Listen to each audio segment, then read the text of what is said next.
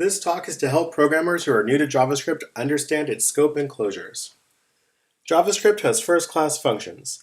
Just as a variable can reference an integer, a variable can reference a function. And we can pass functions as arguments to other functions. Here we have the greet function that prints hello world to the console. We also have an execute function that executes whatever function it's handed. Finally, we invoke execute, passing the greet function as an argument. On this line, notice that we don't have parens after greet.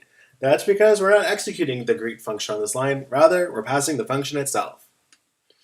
JavaScript has two ways to declare functions. There are semantic differences between the two, but ultimately it's a matter of style. I like the first style, because it reinforces the idea that functions are objects in JavaScript. Alright, let's talk about scope. In JavaScript, functions are the unit of scope. Here we have a function named foo that defines a variable count and returns its value. Now, I've added a new statement that assigns count to 4 before we invoke foo. But we still get 5 when foo is invoked. What's going on here? There are two variables named count. The count that's set to 5 in foo scope and the count that's set to 4 in the global scope. Why is it in the global scope? Variables not defined in a function are in the global scope. Alright, so here's some similar Java code with two variables named count. The count that's a field of the class, and a count that's a method local variable.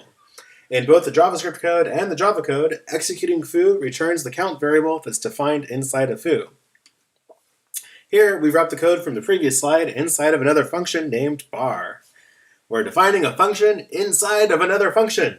This might seem foreign to folks new to JavaScript, so we're going to walk through this. When we execute bar, we create a variable called foo.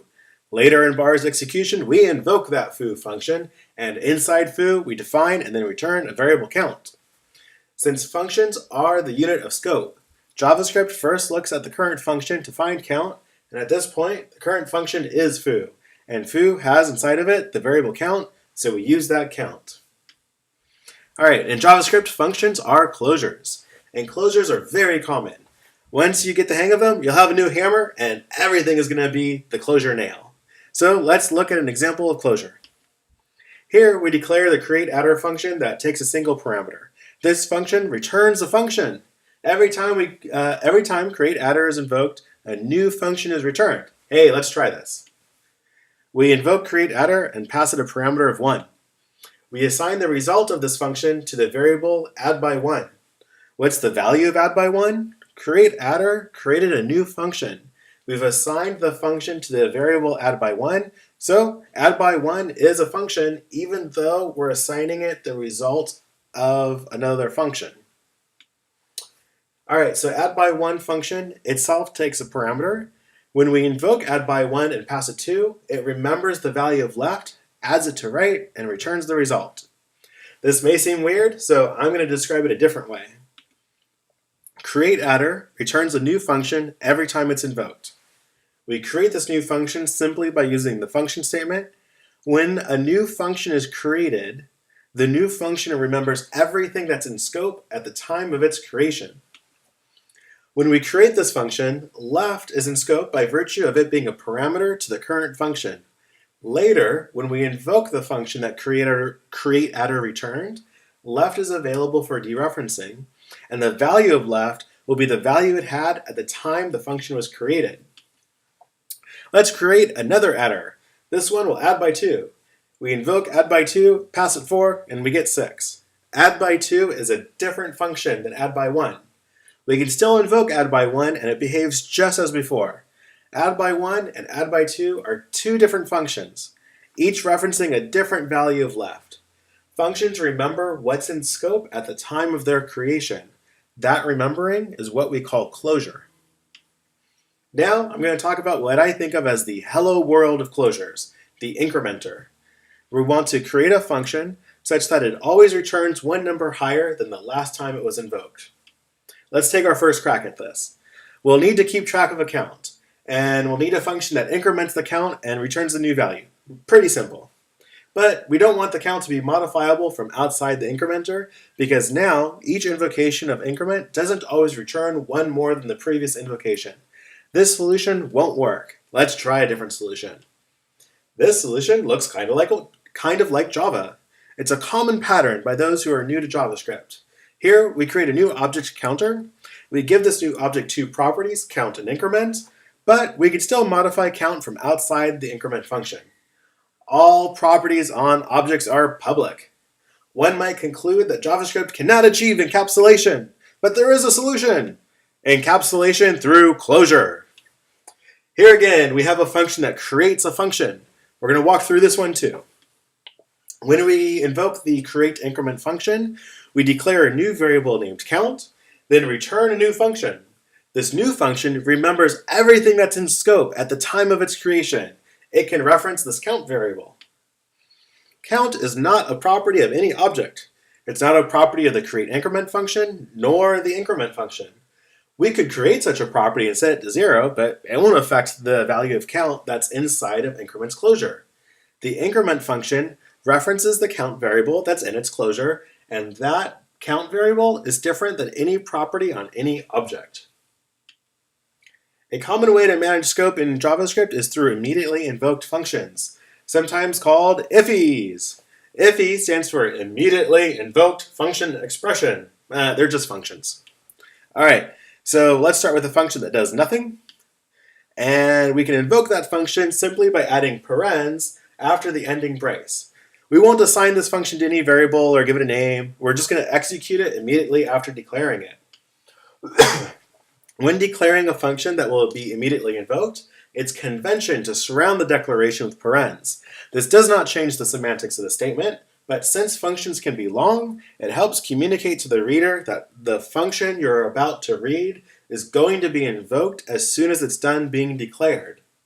You'll see how this is helpful in a couple of slides. Now, let's have a function do something. Here, we declare greeting and log it to the console. This logs hello world. But because greeting is declared inside of a function, it's not accessible from outside the function. We have used an immediately invoked function to create a scope. Now, let's define our increment function using an immediately invoked function. Before the function keyword, we have a paren. This tells the reader that increment is not going to be assigned to this function, but rather, we're going to invoke this function. And the return value of this function, that's what's going to be assigned to increment. On the right, you see what we did a few slides ago, and on the left is the solution using an immediately invoked function. Basically, we've made create increment into an anonymous function. All right, so one last topic.